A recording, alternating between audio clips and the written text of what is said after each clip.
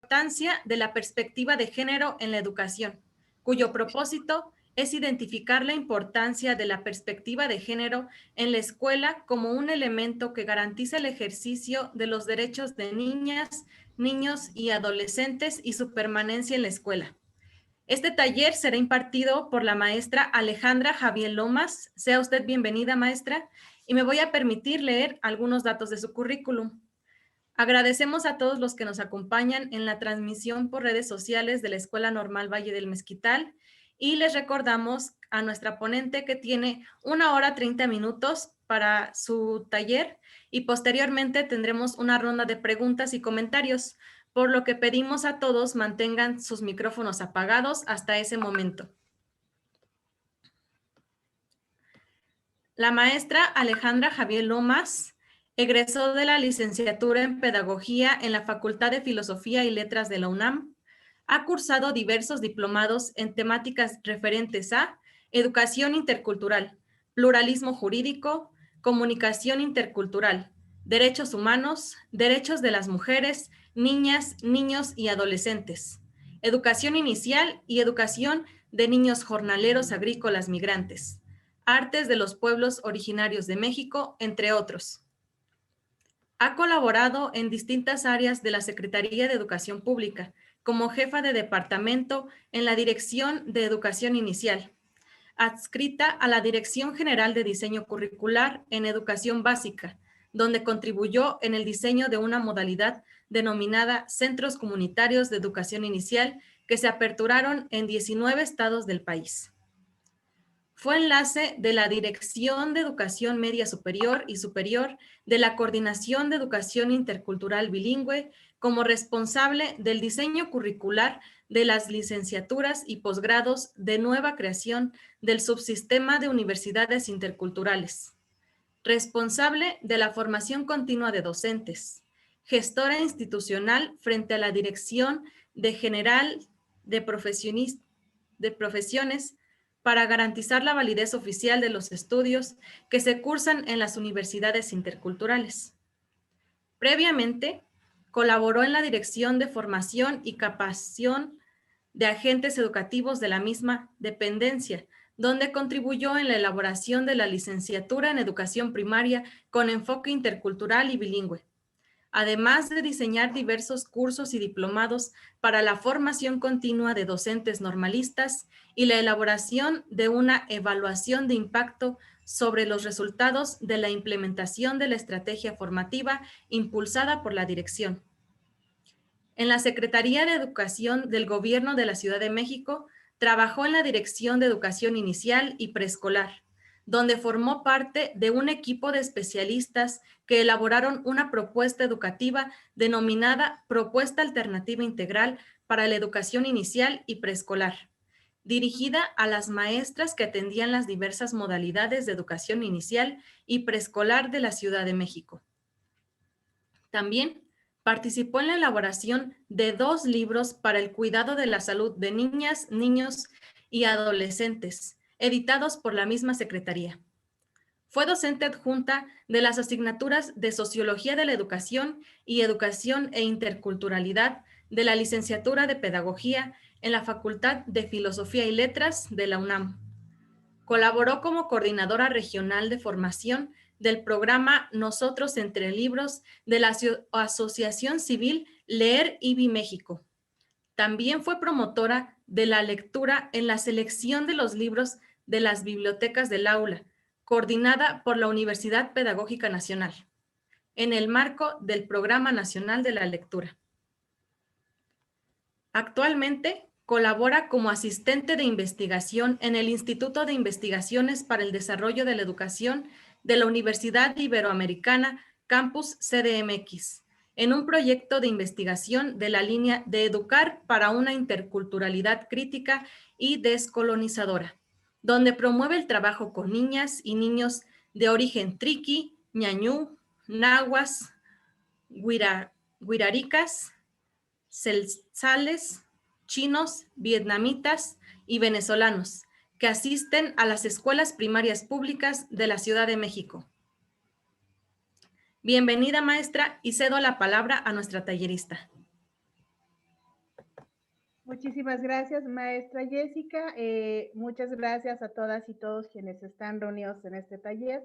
Por supuesto, agradezco al maestro Adán Lora Quesada que me haya invitado a formar parte del cartel de eventos en la conmemoración del 44 aniversario de su escuela normal.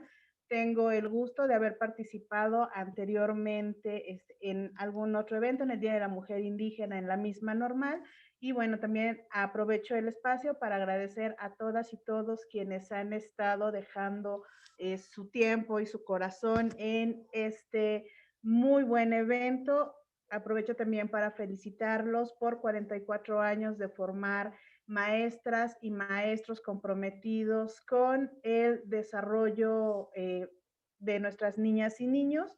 Y bueno, también tengo la fortuna de conocer a varias y varios docentes egresados de esta escuela, particularmente de la LEPIP, que han hecho un camino muy importante para la revalorización de las lenguas originarias de nuestro país en las aulas de educación básica. Me da muchísimo gusto estar hoy día con ustedes y bueno, agradecerles también a todas y todos los participantes porque justo nos toca la hora complicada de la comida, ¿no? Entonces, iremos rápido y trataremos de ser lo más dinámicos posibles en este taller. Somos al momento 371 personas, eso hace como muy complicado que podamos hacer grupos de trabajo y demás, así es que me disculpo porque básicamente voy a estar hablando todo el tiempo.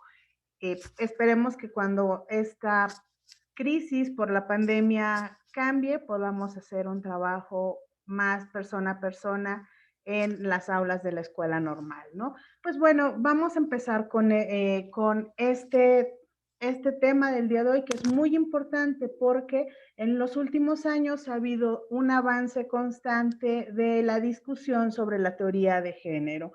Eso ha permitido poner en la mesa de la discusión pública las relaciones desiguales que se dan entre hombres y mujeres en todos los sentidos y particularmente la educación en este país, pues tiene un gran trabajo que hacer para contribuir a que esas brechas de desigualdad entre hombres y mujeres vaya cada vez cerrándose poco a poco, ¿no? A continuación les voy a presentar, voy a proyectarles una presentación. Acá está, permítanme. Muy bien.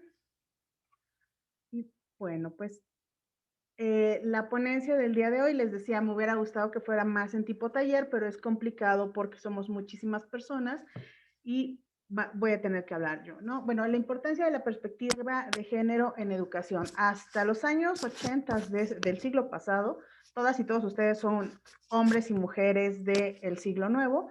Bueno, pues hasta los años 80 del siglo pasado no se hablaba mucho de la perspectiva de género. Hace unos días yo leí una nota sobre cómo eran tratadas las actrices, en los años 80, cómo eran tratadas las actrices de Hollywood por los productores, y por los actores protagónicos de las películas más famosas, y las mujeres eran sumamente violentadas, ¿no? Era el costo que tenían que pagar para ser famosas y estar a la par de los hombres. Ahora con el auge del Me Too, bueno, hay una serie de mujeres que se han dedicado a alzar la voz y decir, bueno, yo fui violentada y para ustedes en este momento es muy normal y es muy conveniente que hayan movimientos que cobijen a las mujeres y hombres que han sido violentados y que puedan alzar la voz, ¿no? En los años 80 del siglo pasado, les decía, esto era casi impensable, esto no ocurría. Y bueno, yo les quiero preguntar a ustedes, si alguien quiere responder, está bien, y si no, bueno, nos seguimos. ¿Es lo mismo sexo y género? ¿Alguna o alguno de ustedes a lo largo de la carrera, cuando están en prácticas profesionales, cuando están frente a grupo o cuando han tenido alguna experiencia, se han preguntado si sexo y género es lo mismo? Buenas tardes, doctora. Buenas tardes. No, solo Alejandra está bien. Alejandra, desde luego que no. Género se refiere a la diferencia entre hombre o mujer, y sexo se refiere al aparato reproductor femenino reproductor, perdón, de uno y de otro. Así es, vamos por muy buen camino, maestro Fernando. Sexo tiene que ver con las categorías que distinguen a los individuos con base en criterios anatómicos y fisiológicos. Es decir, todo el genoma humano, todas las hormonas que un hombre o una mujer particularmente tienen en su cuerpo, nos van determinando desde la biología qué somos, si hombres o mujeres. Eso en cuanto al sexo, ¿no? Cuando nace un bebé, lo primero que hacen los doctores es alzarlo y revisarlo. Y entre eso, en lo que se fijan es si es hombre o mujer.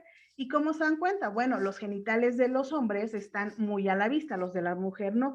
Ahora, con el avance tecnológico y con los ultrasonidos, se puede saber si un niño o niña, qué sexo tiene justo antes del nacimiento, ¿no? Y hasta ahí vamos bien. El sexo tiene que ver con las características físico-genéticas que tenemos, hombres y mujeres, y que nos diferencian. ¿Qué es el género entonces? Bueno, el género es un concepto que alude a diferentes características psicosociales que se asignan respectivamente a hombres y mujeres. ¿Y esto qué quiere decir? Bueno, pues son todas esas expectativas que tenemos en base a los sexos. Todo este entramado cultural y social que desde que estamos en el imaginario de nuestras madres y de nuestros padres ponen una serie de expectativas en nosotros. La sociedad pone una serie de expectativas entre lo que va a ser un hombre y lo que va a ser una mujer. Y a esto se refiere la categoría de género. La teoría de género, que les digo, es relativamente muy reciente, habla justamente de este sistema, ¿no? El sistema sexogenérico, que quiere decir, desde nuestra composición biológica, se pretende que tengamos una serie de comportamientos y actitudes definidos por la sociedad. La sociedad dice, las mujeres son de una forma, los hombres son de otra. Y cuando uno puede o intenta trascender esas estructuras culturales que nos dicen somos hombres o mujeres, bueno, empieza a haber un movimiento de desestabilidad al interior de la sociedad, que es justamente esto que estamos viviendo ahora, ¿no? Sexo y género, bueno, les decíamos sexo. Nacemos, las mujeres nacemos con ovarios, nacemos con vagina. Los hombres nacen con testículos, nacen con penes. Nuestros cromosomas son diferentes, las hormonas que segrega nuestro cuerpo también son diferentes. Pero aquí hay una trampa, porque si bien la gran mayoría de las personas que habitamos el mundo somos hombres o mujeres, también hay una otra posibilidad, que son estas personas que en su propio cuerpo tienen los dos aparatos reproductores y tienen características hombre-mujer en un solo cuerpo. Anteriormente se les conocía como hermafroditas y bueno, sigue teniendo esta etiqueta hasta la actualidad. Ellos no entran en el sistema binario. Habrá que decir que este sistema de género cuestiona los entramados binarios, no las condiciones binarias. No hay solo blanco o negro, no hay solo mujeres y hombres. Entre hombres y mujeres hay un montón de identidades sexuales que si fuéramos del rosa al azul, tendríamos una gran cantidad de tonos de morado, de rosas y azules. Es decir, ahora se está hablando de una teoría donde la comunidad LGTTA,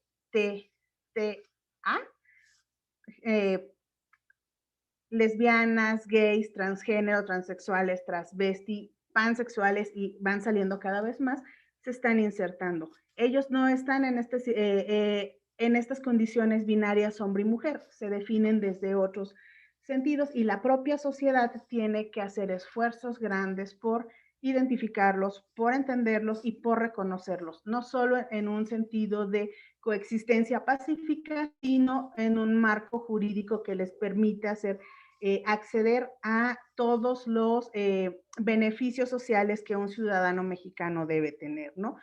¿Y por qué es importante mencionarla ahora? Bueno, porque en nuestras aulas seguramente en algún momento quienes vayamos a primaria, secundaria, a veces se da, pero muy poco en preescolar, vamos a tener niñas y niños que no se definan, independientemente del sexo con el que hayan nacido, no se definan como hombres y mujeres, o mujeres, y entonces ahí hay un reto al que se tiene que enfrentar la escuela.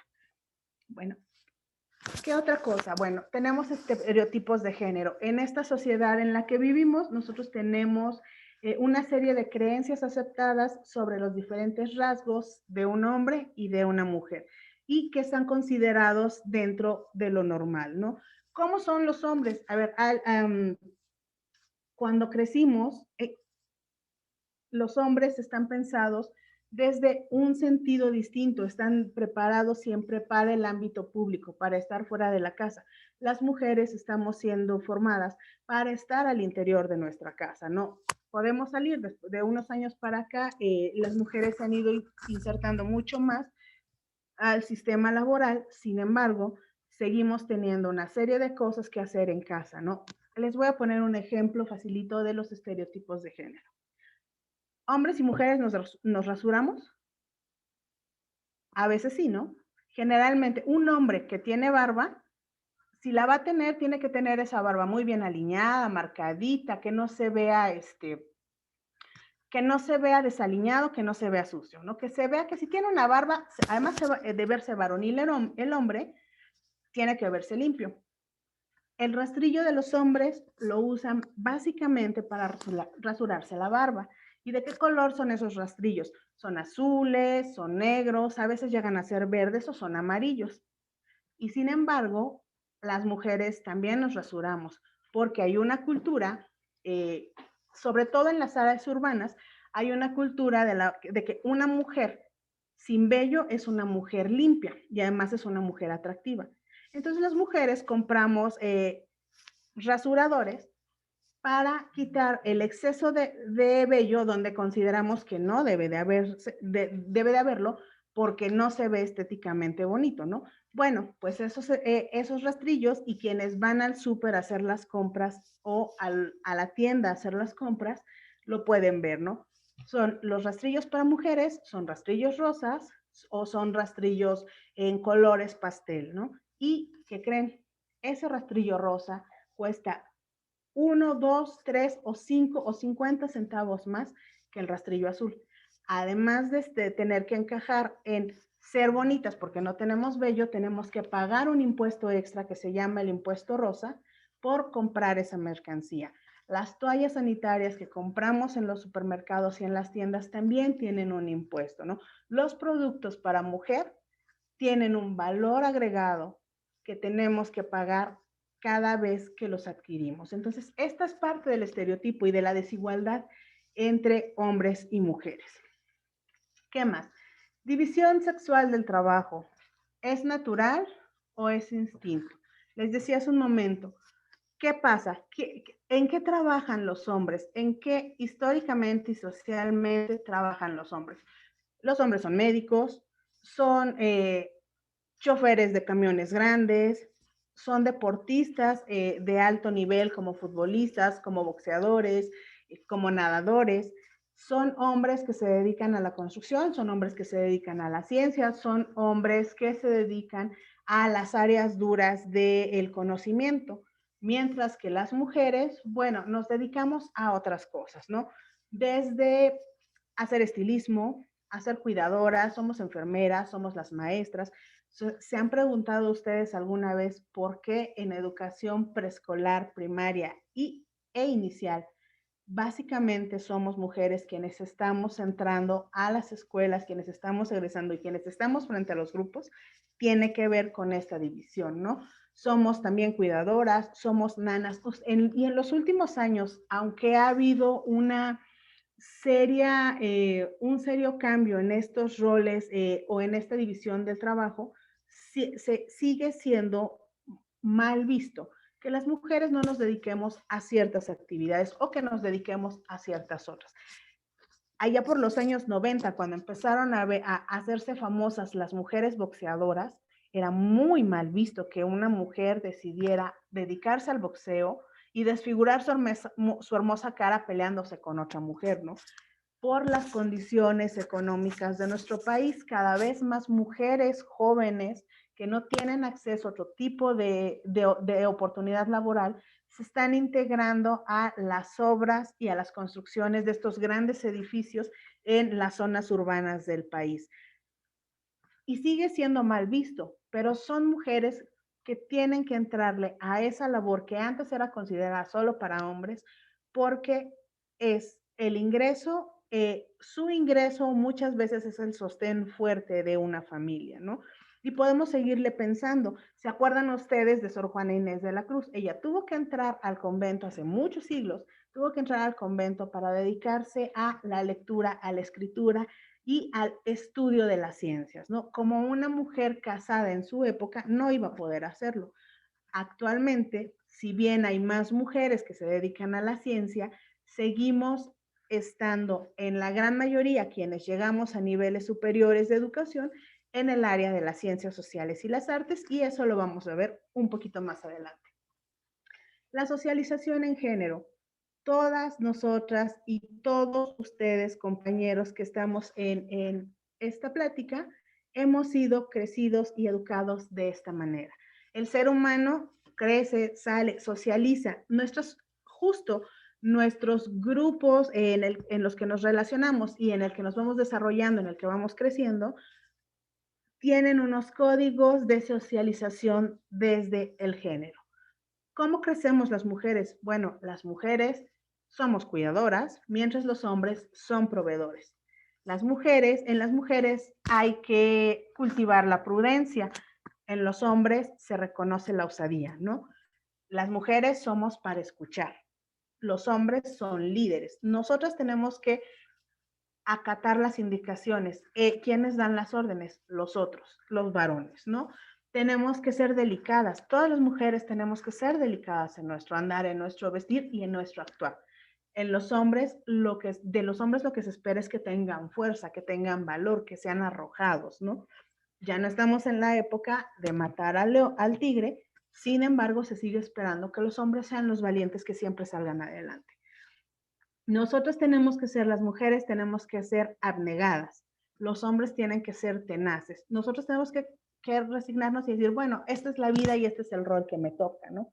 Mientras los hombres estamos esperando que digan, tenemos que seguir adelante, tenemos que salir de estas condiciones, tenemos que romper nuestras cadenas. Lo femenino está más ligado a la naturaleza, a la sanación, al contacto con las plantas, al contacto con lo que da vida. Y desde nuestros pueblos originarios, así es. En los hombres, desde Occidente, lo que se entiende es que ellos están más cercanos a la ciencia. Y estar más cercanos a la ciencia tiene que ver, da un sentido de que son más racionales. Ellos piensan más con la cabeza. Nosotras no, nosotras somos más emocionales, somos más de la naturaleza, somos más del instinto, ¿no? Las mujeres somos emocionales y en nuestros días, bueno, no se diga.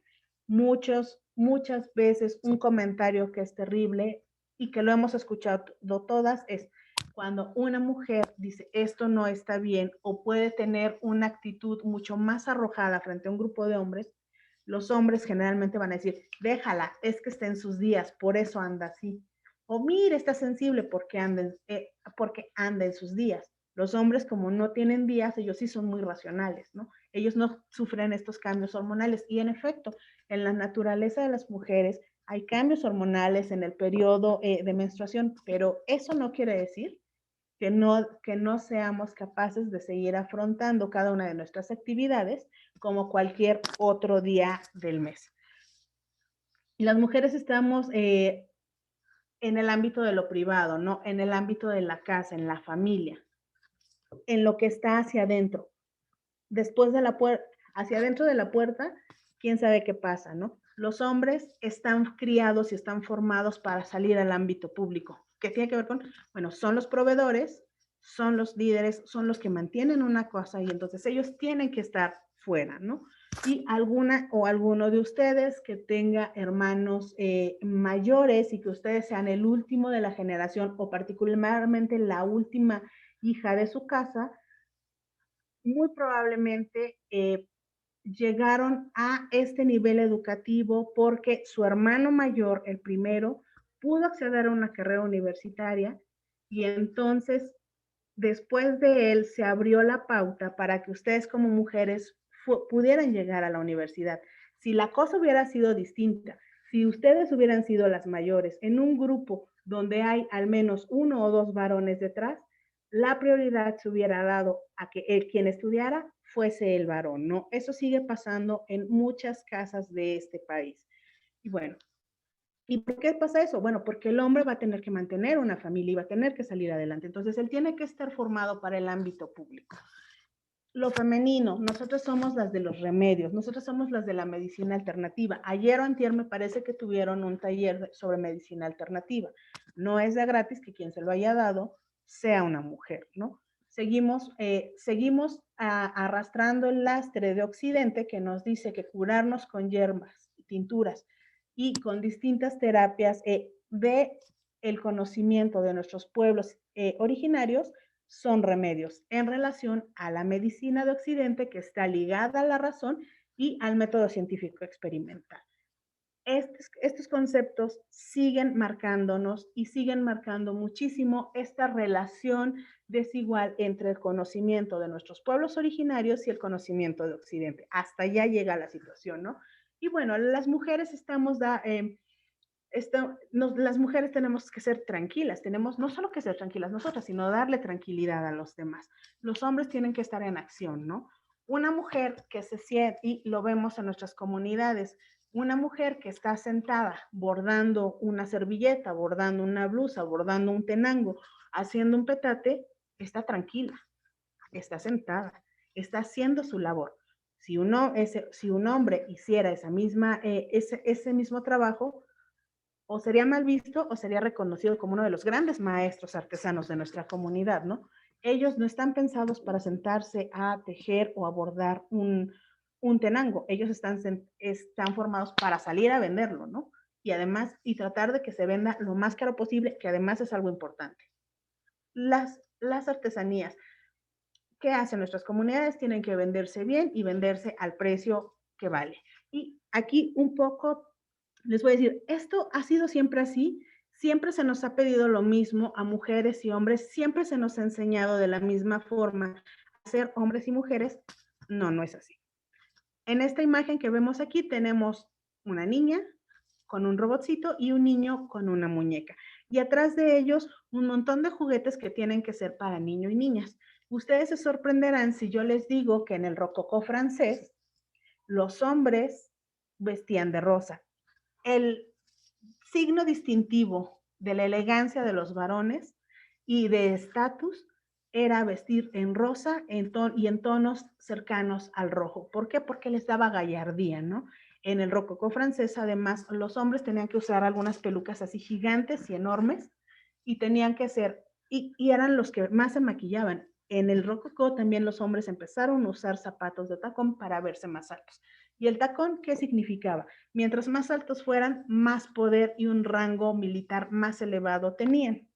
Y las mujeres, en contraparte, se favorecían más el uso de los colores azules, los distintos tonos pastel, el celeste. ¿Por qué? Porque se pensaba que la mujer, como era más etérea, más fina, más delicada y más cercana a la espiritualidad y a las cosas no terrenales, bueno, era mucho mejor esa distinción de usar los azules y los celestes. ¿Qué pasa? Bueno, en algún momento de la historia reciente de nuestra humanidad, alguien decide que se puede vender mucho si nos dan a nosotras la característica de usar rosa y a los hombres de usar azul, ¿no? Tiene que ver básicamente con una lógica de mercado donde nos dicen las mujeres que visten de rosa y nos sacan un montón de productos rosa y juguetes y muñecas y demás.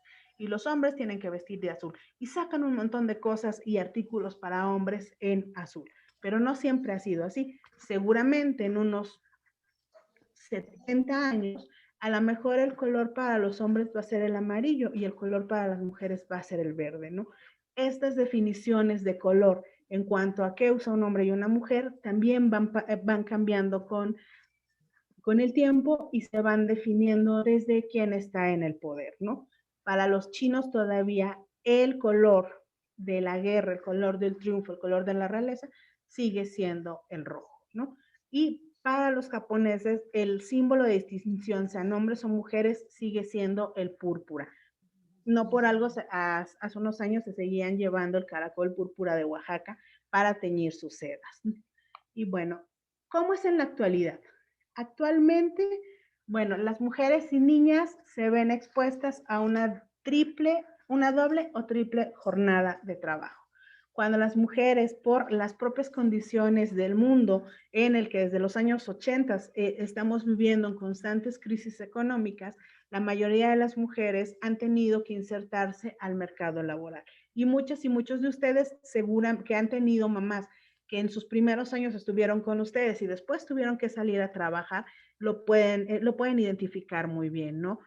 Y muchas de las maestras que están en este taller ahora, o muchas de las mujeres que están en este taller, una vez que apaguemos la cámara, tenemos que salir a la otra vida real que tenemos, a hacer de comer, quienes tienen niños, a atender a los niños, a terminar de limpiar la casa, porque esta jornada nos ha llevado mucho tiempo, o a preparar la comida y la cena para nuestra familia, ¿no? Las mujeres no solo trabajamos, una vez que nos insertamos al ámbito público, hemos tenido que trabajar el doble o el triple para permanecer en él y además estar en nuestra casa tratando de cumplir esas expectativas con las que fuimos criadas.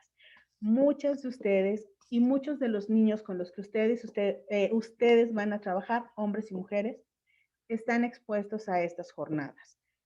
En el ámbito rural, donde muchas y muchos de ustedes se van a insertar, pareciera que esta diferencia del trabajo no hace tanta mella en el desempeño escolar de los niños, porque muchos niños saliendo de clase, niños varones, se van a cuidar a los animales, pero muchas de las niñas llegan a casa a cuidar al hermano, a hacer la comida, a barrer, a moler las tortillas para la cena, y ellas sí terminan más cansadas, porque después de 2 o 3 o 4 actividades, todavía tienen que sentarse a hacer la tarea y a conseguir lo que la maestra les dejó, mientras los niños van, cuidan a los animales y regresan. Puede variar, de comunidad en comunidad varía, sin embargo se sigue dando, ¿no? Y esta multifuncionalidad de la mujer en los últimos años y la carga que tienen las niñas menores para asumir roles de maternidad frente a sus hermanos es una de las causas que pueden provocar deserción escolar en nuestras escuelas. Y bueno, todo este cuento de qué va y qué tiene que ver con la educación y con nuestro papel como futuras y futuros docentes. En este momento quiero hacer, antes de continuar, voy a dejar de compartir pantalla y quisiera preguntarles, todas nosotras cuando fuimos niñas en educación básica, todas nosotras que ya somos adultas, que ya hemos dejado la formación universitaria, pero podemos recordar nuestra infancia, fue igual para nosotras como niñas, nuestro tránsito por la educación primaria, que lo que hicieron nuestros hermanos o nuestros amigos cercanos o nuestros primos. Para nosotras como mujeres, ¿cómo fue vivir la educación primaria y secundaria? ¿Qué espacios teníamos? Cuando regresábamos de nuestra casa, ¿qué hacíamos? Podemos dar participaciones si alguien gusta escribirlo en el chat o igualmente puede activar su micrófono para poder participar.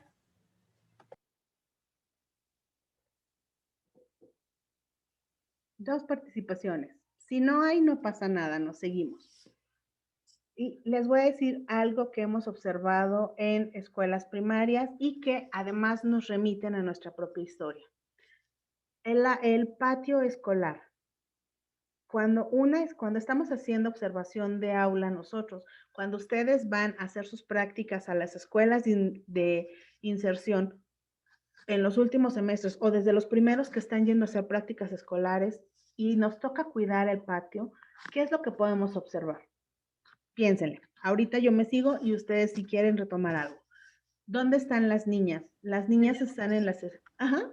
Perdón, maestra. 3 participaciones en el chat. La maestra Rosa María dice, yo llegaba a hacer tortillas y limpieza de la casa. Gaby Terrazas nos dice, mi único espacio para jugar y estar tranquila era ir a la biblioteca.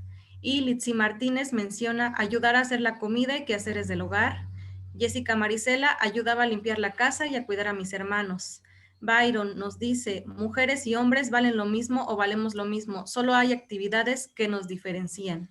En efecto, hay actividades que nos diferencian y, por supuesto, todas las compañeras que han puesto su participación en el chat nos dicen que no solo iban a la escuela, que además llegaban a casa a ayudar con los quehaceres de la casa, ¿no? Y después de que ayudaban a hacer los quehaceres de la casa, seguramente tenían que hacer la tarea y no paraba ahí su jornada, porque tenían que preparar cosas para el día siguiente. Y una compañera nos dice, el lugar que podía jugar, en el que podía estar tranquila, era en la biblioteca. Esto lo van a escuchar varias veces a lo largo de su desempeño profesional, así sean 2 años como docentes frente a grupo o 50. Muchas veces, la gran mayoría de las veces, el único espacio seguro, feliz, donde nuestros niños están bien y pueden ser niños, es el espacio escolar. Entonces, por eso es muy importante que nosotros podamos identificar estas pequeñas señales que nos dicen más o menos cómo es la vida de nuestras niñas y niños fuera del aula, para que nosotros seamos consecuentes con nuestras planeaciones, con nuestras formas de tratarlos, con nuestras formas de abordar los conflictos que ellos viven afuera, para hacer del espacio escolar el mejor espacio posible. Es muy importante que aprendan las habilidades básicas del currículum, pero es mucho más importante que aprendan a que la escuela puede ser un lugar seguro donde ellos pueden socializar de una manera mucho más equitativa que en cualquier otro espacio, ¿no? Bueno, y les decía un poco cómo es la dinámica en las escuelas. Los niños son los que ocupan mucho del espacio del patio escolar jugando, o corren, o están jugando la pelota, o hacen distintas actividades, mientras las niñas están relegadas en los espacios exteriores, jugando, platicando, comiendo, yo qué sé. Esta característica que puede ser muy desapercibida para todas y todos nosotros, nos va definiendo también cuáles son los espacios sociales en donde podemos estar hombres y mujeres. Es muy importante que lo veamos porque seguramente vamos a tener niñas que no van a querer estar sentadas platicando con la otra niña, sino van a querer utilizar el espacio de la cancha porque ellas quieren jugar fútbol. Bueno, eso nosotros como futuros docentes o como docentes que ya estamos frente al grupo, también nos corresponde identificarlo, ¿no? Si las niñas quieren jugar y utilizar el patio escolar completo, lo pueden hacer. Y si los niños se ponen un poco en negativa, siempre se puede negociar, ¿no? Porque el patio y los espacios escolares son de todos y son para todas. Vuelvo a la presentación y les decía, bueno, todo esto del principio, ¿qué tiene que ver con la educación? Bueno, pues les comento. A nivel mundial, para la Agenda Mundial del 2030, se reconoce que la igualdad de género requiere un enfoque que garantice no solo que niñas y niños y mujeres y hombres obtengan acceso a distintos niveles de enseñanza y que cursen de manera exitosa su paso por la educación formal, sino que además ambos, hombres y mujeres, tienen que adquirir las mismas competencias en educación, ellas y ellos, ¿no? Y en este sentido, ¿qué hacen los grandes organismos internacionales? La UNESCO, por ejemplo, pone en esta misma mesa de discusión de la Agenda Mundial 2030, pone como una prioridad mundial estrechamente ligada al esfuerzo de organismos de promoción de derecho a la educación y a los objetivos de desarrollo sostenible, una serie de propuestas que todos los estados que están adscritos a la UNESCO se comprometen a cumplir. En este caso, el Estado mexicano está comprometido a colaborar en el logro de esta Agenda 2030, ¿no? Y en un marco de acción que firma nuestro país, se propone que se tiene que garantizar la finalización de los estudios de niñas que acceden a la educación básica en este país, y esta educación tiene que ser inclusiva, tiene que ser una educación equitativa, de calidad y que promueva las oportunidades de aprendizaje a lo largo de la vida de todos, de hombres y mujeres, pero particularmente de mujeres. Y otro de sus propósitos o de los objetivos de esta agenda mundial dice que es fundamental lograr la igualdad entre los géneros y empoderar a todas las mujeres y las niñas. Estos dos lineamientos de la UNESCO bajan a la política educativa nacional, ¿no? Y desde hace tiempo se ha venido trabajando para que las niñas cada vez más se inserten, permanezcan y concluyan la educación básica y puedan pasar a los siguientes niveles de educación. Y bueno,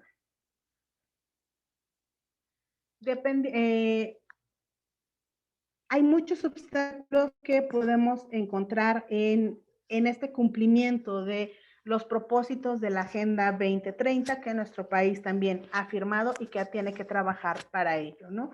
Bueno, existen, dependiendo del contexto, se puede identificar que en todo el mundo, no solo en México, hay grandes desigualdades de género en el acceso a la educación, el logro del aprendizaje y la continuación de la formación académica, particularmente para niñas y adolescentes, quienes son los más desfavorecidos, ¿no?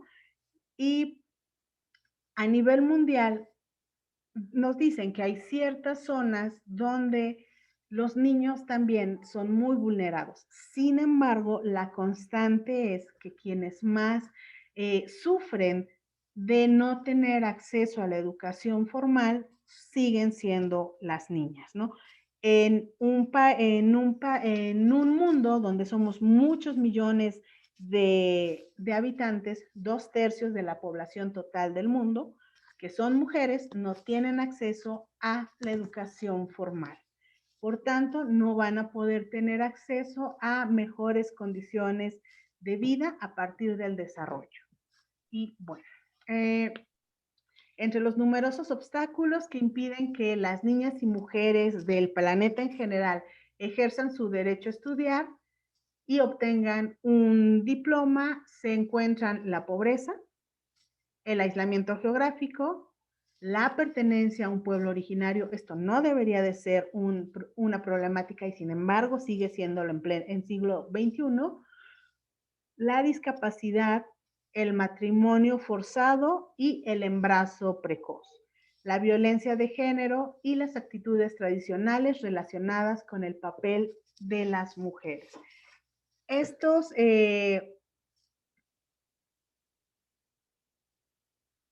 obstáculos los podemos nosotros ver de manera constante en las aulas donde laboramos, ¿no? Puede pasar y les voy a poner un ejemplo de una comunidad en Perú, en una zona de los Andes donde los niños están muy lejos de la escuela y entonces las niñas quechuas tienen muchísimos obstáculos a los que se enfrentan cuando tienen que ir a la escuela secundaria. De 10 niñas quechuas de una comunidad, solo 2 aproximadamente van a poder terminar la educación primaria y entrar a la educación secundaria, porque hay una lejanía considerable entre su centro escolar y el siguiente nivel, que es secundaria. Las familias necesitan la fuerza de trabajo de las niñas para la siembra y dejar que vayan a la escuela no solo es restarle manos al trabajo y tiempo al trabajo, sino además es ponerlas en peligro, porque las veredas son muy agrestes, son muy solitarias y son pura montaña, entonces también las chicas corren un riesgo importante, ¿no? Y ese ejemplo que nosotros podemos ver en una comunidad de Perú, lo podemos ver en nuestras propias comunidades mexicanas. En todos los estados de nuestro país tenemos este tipo de situaciones a las que las niñas se enfrentan cada momento, ¿no? Y bueno, educación y género.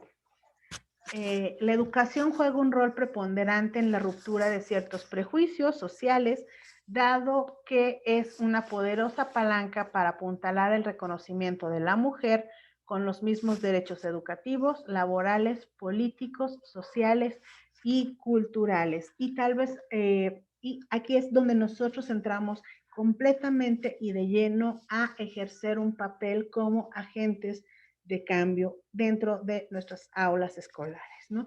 Les puede sorprender a muchos de ustedes, son muy jóvenes, entonces les decía hace un momento, la gran mayoría de ustedes son hombres y mujeres de este siglo, pero el siglo pasado, a mitad del siglo pasado, la escuela no era un espacio para las mujeres. En los años 40, 30, en los años 20 del siglo pasado, en México era casi imposible que una mujer pudiera acceder a educación universitaria, ¿no? Las mujeres no accedían a la escuela. Hay actualmente un incremento de mujeres, de la matrícula escolar donde las mujeres están muy presentes, pero ha sido muy reciente. Son los últimos 30 años de vida en que ha ocurrido esta situación, ¿no? Y bueno, según el Organismo para la Cooperación y el Desarrollo Económico, la OCDE, ellos dicen que aún existe un reto a nivel mundial para cerrar la brecha de género desde la niñez, debido a que se impacta en la elección de carreras y en el empleo. A nivel mundial, menos de una niña de cada 20 está pensando en hacer una carrera en ciencias, tecnología o ingeniería, mientras que entre los niños del mundo, 1 de cada 5 sí considera dedicarse a este ámbito, ¿no? Las mujeres, les decía hace un momento, seguimos optando por carreras o desarrollos en el área de las ciencias, de las humanidades y las artes. Y pues bueno, en caso de la sociedad mexicana se constata que tanto a nivel licenciatura como posgrado, las matrículas son muy marcadas y eso lo vamos a ver en un momento más adelante. Les quería decir, ¿qué pasó con el incremento de las mujeres en las escuelas mexicanas en los años 90, cuando empieza todo este boom del Estado, esta política del Estado? De becar a niñas y niños es una de las cosas más acertadas que pudo haber hecho el Estado, es dar becas por género. Es decir, desde los 90 en muchas comunidades se becaba había becas específicamente para niñas que garantizaban de algún modo que ellas pudieran transitar por la educación básica. Eso fue uno de los grandes aciertos que el Estado mexicano ha tenido para que las niñas tengan acceso y permanencia en los distintos niveles de educación de nuestro sistema educativo, ¿no? Bueno, la educación tiene un papel preponderante en la reducción de la brecha de la desigualdad de género y también es la pauta principal para superar la subordinación femenina. Cuando les decía hace un momento, muchas mujeres han entrado o se han insertado al mercado laboral en espacios que antes solo eran de hombres. La construcción es una, pero hay muchos otros espacios en los que las mujeres que tienen licenciaturas cada vez van ganando más su derecho a ejercer en estos niveles, ¿no? Algunas están llegando a tener cargos altos en direcciones, particularmente en este momento de la historia del país. Tenemos diversas secretarias de gobierno. Quiero comentarles que en México, después de 80 años de existencia, ahora ya vamos casi 100, pero después de 80 años de existencia de la Secretaría de Educación Pública, solo hasta el año 2000 hubo una secretaria de Educación mujer. Tuvieron que pasar 80 años para que una mujer fuera secretaria de Educación. Actualmente tenemos otra secretaria de Educación que además viene desde abajo, desde el magisterio, ¿no? Entonces, bueno, en este momento, digamos que esta idea de la paridad de género en la representación pública se va dando. Hay cuotas que pagar, sí, en efecto, pero a lo que aspiramos es que cada vez más mujeres estén en espacios de poder. Y les decía, hay esta brecha de la desigualdad de género se puede ir reduciendo a partir de que más niñas y mujeres no solo terminen su educación básica, sino que terminen su educación media superior y concluyan sus estudios universitarios. Muchas y muchos de nosotros, de los que estamos aquí, bueno, decidimos ser docentes, pero sigue apareciendo y sigue llamándonos mucho la atención algo que les decía hace un momento, ¿no? La gran mayoría, si ahorita hacemos como un censo rápido, la gran mayoría de quienes estamos aquí somos mujeres. La gran mayoría nos dedicamos de quienes nos dedicamos a la educación somos mujeres y tiene mucho que ver con esta idea de la sociedad en la que es mucho mejor que una mujer se haga cargo de los niños, los instruya y los eduque al interior del aula, ¿no? En la normal del Valle del Mezquital, no lo sé ahora, cómo está la matrícula en educación preescolar, pero en la normal de la Ciudad de México, lo que he visto en algunas generaciones es que para educación preescolar hay a veces generaciones donde tienen uno o dos varones, hay generaciones donde tienen un varón, pero nunca he visto más de 5 varones que decidan formarse como docentes de educación preescolar. Hay todo una construcción genérica que nos dice que los hombres no están para cuidar niños, para eso están las mujeres, ¿no? Y sin embargo tenemos varones docentes de educación preescolar que son unos magníficos docentes, que son cariñosos, que son empáticos, que le dan a los niños todo este acompañamiento que requieren para ir explorando el mundo, ¿no? Entonces, la definición de a qué nos dedicamos también tiene que ver mucho con la expectativa social que se tiene de nosotras como mujeres. ¿Qué otro ámbito tiene profesional? Tiene muchísimas mujeres. La enfermería. Si nosotros también revisamos el número de enfermeras que se insertan a los espacios laborales, vamos a identificar que son muchísimas más las enfermeras mujeres que los enfermeros, ¿no? Y en el área de las ciencias básicas, hace unos días, acaba de pasar la conmemoración de las mujeres en la ciencia, ¿no? El Día de las Mujeres en la Ciencia.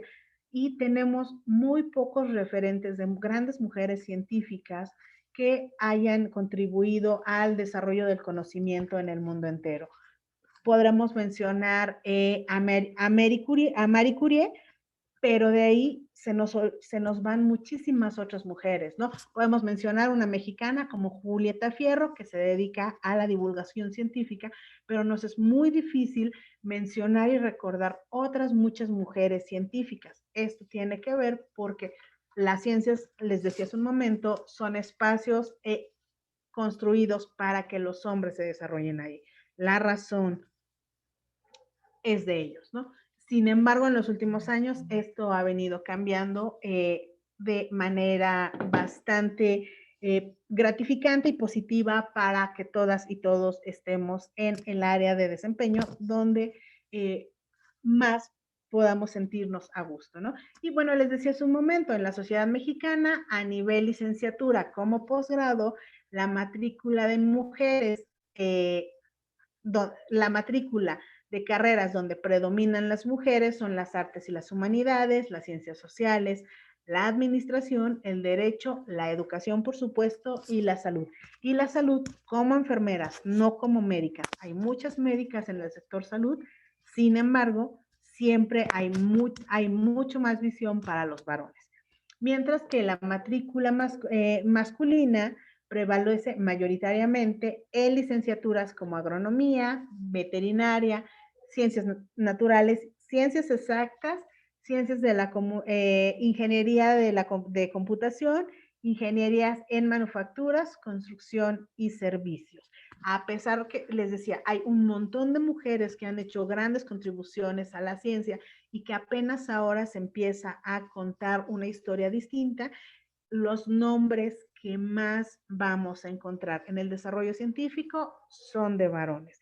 Y aquí quiero hacer como un pequeño espacio para comentar también. La historia siempre se ha construido desde la voz de lo masculino. Los billetes que circulan por todo el país. En su gran mayoría tienen imágenes de los héroes de la nación, de los varones.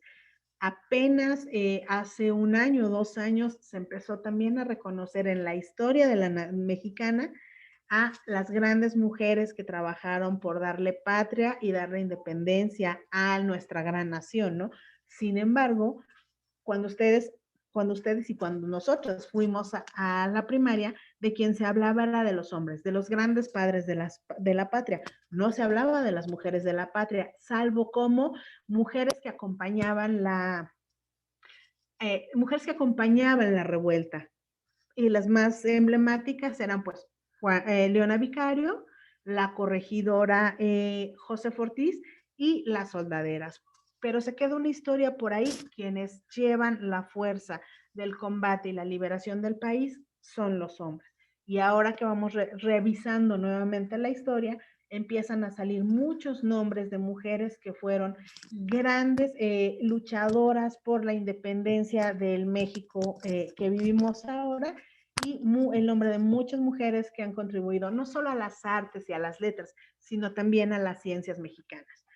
Y bueno, hay un obstáculo, lo que se ha detectado en los últimos, en los años recientes, es que uno de los factores de la deserción escolar, que es una constante en todo el país, es el embarazo en la adolescencia.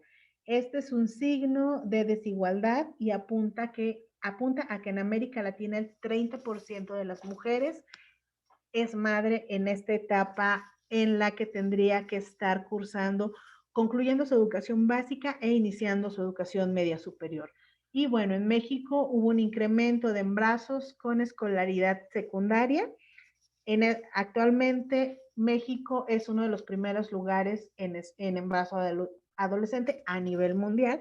¿Y por qué nos dicen que es un signo de desigualdad?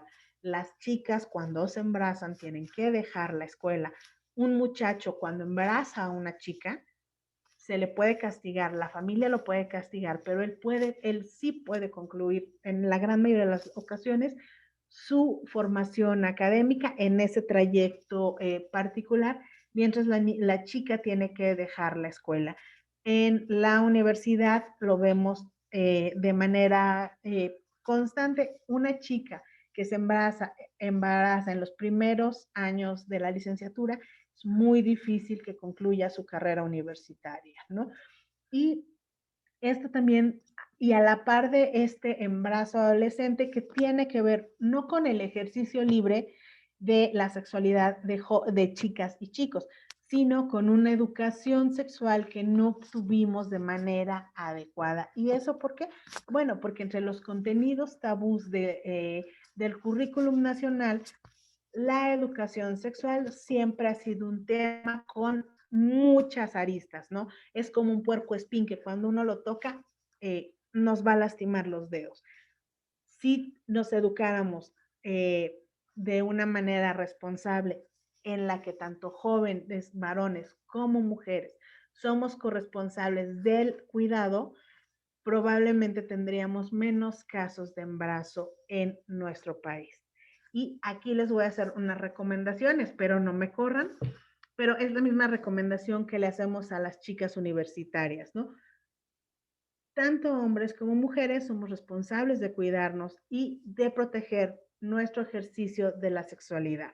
Entonces, así como las chicas solemos llevar en nuestra mochila una bolsita con compresas femeninas, nunca está de más también poner un condón. Eso no habla de que tengamos un ejercicio de la sexualidad dilatado, libre y libertino, sino que habla de que nos importamos a nosotras mismas, de que nos respetamos y que nos importa nuestra salud, ¿no? Es muy importante que se normalice que también todas y todos llevemos en nuestro neceser de cosas indispensables diarias un condón, porque nadie sabe qué puede pasar en el día, ¿no? Sobre todo cuando tenemos noviazgos o sobre todo cuando tenemos, sí, cuando entablamos relaciones de noviazgo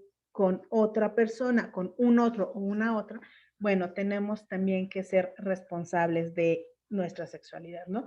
Y otro de los grandes problemas por el que las niñas y las adolescentes dejan su formación escolar es el casamiento a muy temprana edad, que se puede dar por un embarazo no deseado o se puede dar porque las condiciones culturales del grupo donde ella se inserta, que pueden ser urbanos o pueden ser en contextos rurales e indígenas, está bien visto que una chica se case a una edad muy temprana, ¿no? Hay casos en los que en ciertas comunidades se paga una especie de dote o se paga una cantidad de dinero por la chica y entonces la chica pasa a ser parte de la familia del esposo y tiene que hacer todo lo que se le pida porque, bueno, ya hubo un intercambio de mercancías. Suena muy feo y no son las palabras que se usan porque los sistemas normativos de los pueblos que todavía tienen estas formas de organizarse son distintas, pero es algo que pasa. No vamos a cambiarlo, no vamos a erradicarlo, no estamos poniéndole la etiqueta de algo malo. Sin embargo, es importante que cuando esas niñas y niños trabajen con nosotros, podamos empezar a problematizar la situación y podamos decirle que hay otras formas de relación que no pasan por casarse muy chicos o por, entre comillas, lo voy a decir, y con toda la reserva de la palabra, por comprar a una compañera o a un compañero, ¿no? Y bueno, existen, les decía hace un momento, existen prejuicios que llevan a posicionar en la sociedad a hombres y mujeres de acuerdo a los roles que se deben jugar en cada uno de los sexos. A la mujer siempre se le ha vinculado con el rol natural por su virtud de procreación y de vida, y cualquier desviación del mismo puede malinterpretarse moralmente e incluso clasificarse como algo riesgoso. Y les ponía hace un rato el ejemplo de las boxeadoras, ¿no? Fue muy mal visto que una mujer que una mujer decidiera optar por una carrera en el mundo del deporte como boxeadora. Si hubiera sido patinadora en hielo o si hubiera sido bailarina de ballet, la cosa hubiera sido distinta. También en los últimos años hay más fuerza en los equipos de fútbol femeninos, que tienen una cobertura que sigue siendo desigual y que sigue teniendo un poco como el estigma de la mujer que juega fútbol, que no es tan buena, pero hace lo que puede, en relación al hombre que juega fútbol, que es muy exitoso, ¿no? Estos son nuevos roles en los que las mujeres se han ido insertando. También ahora tenemos corredoras de autos de carrera. Hay como una gran variedad en el que las mujeres poco a poco han ido abriendo camino para insertarse en ámbitos laborales que antes solo eran exclusivos para los varones, ¿no? Y bueno, ante esto les decía hace un momento, ¿qué hace el Estado? El Estado, mediante la legislación, implementa políticas públicas, programas de desarrollo social que inciden en la reducción de la brecha de la desigualdad de género. En estos aparatos legales que genera el propio Estado, tenemos los derechos de la ciudadanía y que se encuentran plasmados particularmente en la Constitución Política de nuestro país, donde se ha trabajado mucho porque se incluyan cuestiones de género. Particularmente el artículo 3º constitucional enuncia la característica del derecho a la educación y se hace hincapié en que todo individuo tiene derecho a gozar de ella y que debe ser establecida a nivel nacional. Además de esto, la educación debe contribuir a fortificar lazos humanos, la fraternidad y la igualdad, evitando beneficios por raza, por religión o por sexo. El artículo 3º constitucional mandata a todos los funcionarios públicos a hacer posible que niñas y niños se encuentren insertos en una formación educativa de calidad. y de preferencia, y en el contexto particular de nosotros, que tengan pertinencia cultural y lingüística. El artículo 123, que está relacionado al trabajo y a la previsión social, indica en su apartado A, numeral 5, que esta Constitución reconoce la protección en el trabajo de las mujeres embarazadas, y de ahí se establece que estas no podrán realizar trabajos que ameriten un mayor esfuerzo o que pongan en riesgo su salud. Esto es parte de lo que la Constitución define como espacios de protección a la mujer, y en los últimos tiempos, en los años 2000 particularmente, las distintas cámaras de diputados y senadores aprueban la ley para erradicar la violencia sobre las mujeres. El Estado de Hidalgo también tiene una ley para erradicar la violencia de las mujeres correspondiente al Estado, además de su propia legislación en materia de ejercicio de derechos humanos para niñas, niños y adolescentes, donde una de las principales postulados es generar condiciones equitativas de convivencia entre niñas y niños y acceso adecuado a los derechos básicos, como son educación, acceso a la salud, la parte que tiene que ver con los documentos jurídicos que les dan identidad. Eso está estipulado en las leyes para la atención de niñas, niños y adolescentes, para el ejercicio de los derechos de niñas, niños y adolescentes en el Estado. Y bueno, ya casi para cerrar, porque creo que ya me estoy llevando más tiempo, en el periodo entre 1995 y 2010 hubo un mayor incremento en la escolaridad media de las mujeres de 15 años o más. Esto les decía yo hace un momento, tienen básicamente que ver con el incremento o la puesta en marcha de programas estatales que daban beca a niñas y niños, a niñas y niños, pero particularmente a niñas. El desempeño académico de las estudiantes de educación básica es mejor que el de los varones. La matrícula del Sistema Educativo Nacional se conformaba en el 2019 por 36.635 36.635.816 estudiantes, de los cuales 18.373.677, es decir, el 50.1% son mujeres. A pesar de que las mujeres tratan de permanecer mucho más tiempo en el sistema educativo nacional, terminan siendo gran parte de las veces expulsadas de las aulas escolares, ¿no?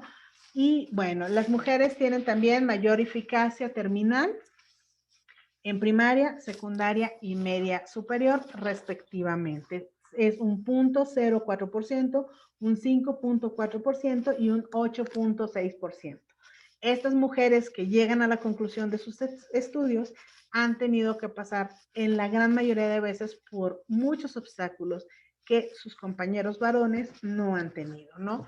Y bueno, en este último año la SEP ha reportado que a raíz de la pandemia por COVID-19, más de 800,000 jóvenes van a dejar la educación en sus distintos niveles, van a desertar de las aulas escolares de este país, y de esos 800,000, el 50% son mujeres. 50% de esta cifra que son mujeres y no van a concluir ni su educación secundaria ni el bachillerato. Y bueno, a manera de conclusiones, antes de pasar a las conclusiones, sí quería comentarles una última cosa importante. El lenguaje no sexista o no binario, o el lenguaje inclusivo. Desde el 2000 aproximadamente, y en el ámbito de lo político, de la esfera pública, se empezó a hacer distinción entre lo femenino y lo masculino. Algunos de ustedes, insisto, eran muy pequeños, pero alguien les contó de un presidente que cuando daba sus discursos decía, las mujeres, los hombres, las chiquillas, los chiquillos, las maestras, los maestros. Y en ciertos círculos hubo muchísimas críticas por la forma de hablar, ¿no? Porque era repetitiva, porque era vano, porque el uso del lenguaje no iba a hacer gran incidencia en el cambio de relaciones entre hombres y mujeres. Sin embargo, e incluso hay lingüistas que actualmente siguen diciendo que el uso de un lenguaje no clasista o no sexista no va a ayudar y no va a contribuir en gran cosa. Sin embargo, Paulo Freire, hace muchos años, en los años 70 seguramente, escribía sobre por qué es importante nombrar a las mujeres y a las niñas, ¿no? Porque hemos crecido históricamente con el lenguaje castellano, en el que toda la construcción se hace desde lo masculino. No es bueno ni es malo. Sin embargo, en este momento histórico en el que se está peleando mucho por la reivindicación de los derechos de las mujeres y su visibilización, vale la pena esforzarnos un poco en tratar de utilizar este lenguaje no sexista, ¿no? Y para nosotras en las aulas escolares y para nosotros como varones es muy importante cuando nombramos a nuestras niñas y a nuestros niños, ¿no? Hacerlo así, decirlo así. Tal vez no vayamos a hacer la gran injerencia, tal vez nuestro usar las niñas y los niños, las maestras y los maestros, las compañeras y los compañeros, las madres de familia y los padres de familia, no van a ser la gran revolución. Sin embargo, vamos a contribuir a evidenciar la presencia de las mujeres en ámbitos que están más allá de su propio hogar, no más allá del ámbito de lo particular y lo doméstico. Y bueno, ahora sí, a manera de conclusiones, es digno de celebrarse que, que a diferencia de otras épocas, la inclusión de las mujeres en las escuelas se ha masificado, particularmente en los últimos 30 años, y con esto se ha contribuido a su incursión en diversas esferas. Es importante, sin embargo, no es el único gran logro que hemos tenido o no podemos solo conformarnos con eso. La participación de las mujeres en ámbitos como el económico o el político será indispensable sin habernos afianzado en el derecho, más bien, la participación de las mujeres en el ámbito económicos o en el ámbito político, en el ámbito de la ciencia, van a ser muy necesarios y debemos de afianzarnos en el derecho a la educación, ¿no? Mientras más mujeres terminen su formación universitaria, mientras más mujeres terminen muy bien preparadas, van a poder insertarse en estos espacios con más fuerza y más presencia, ¿no? Bueno, la presencia de mujeres es mayoritaria en cuanto a alumnado, eso es algo muy cierto, tenemos que seguir manteniendo eso. Las escuelas son espacios propicios para el desempeño laboral de las profesoras en el siglo pasado y este siglo. El ámbito educativo sigue siendo uno de los espacios donde las mujeres podemos insertarnos de manera profesional y además tener carreras exitosas, ¿no? Y bueno, debemos revisar en los planes, en los planteles, donde, y este es un particular para las condiciones de las escuelas, de los planteles educativos. Debemos revisar las condiciones laborales que representan situaciones de injusticia hacia las mujeres. Es muy importante que nosotras como futuras docentes, nosotros como futuros docentes, algunos de ustedes van a llegar a ser directores de la escuela, muchos de ustedes van a llegar a ser jefes de sector, directores de zona, y espero yo que entre ustedes la próxima secretaria de Educación del Estado y, ¿por qué no?, la próxima secretaria de Educación del país. Tenemos que hablar de también las difíciles condiciones laborales en las que están las mujeres desempeñándose dentro de los espacios escolares, ¿no? Es importante también que cada vez más las voces de ustedes como docentes se hagan escuchar.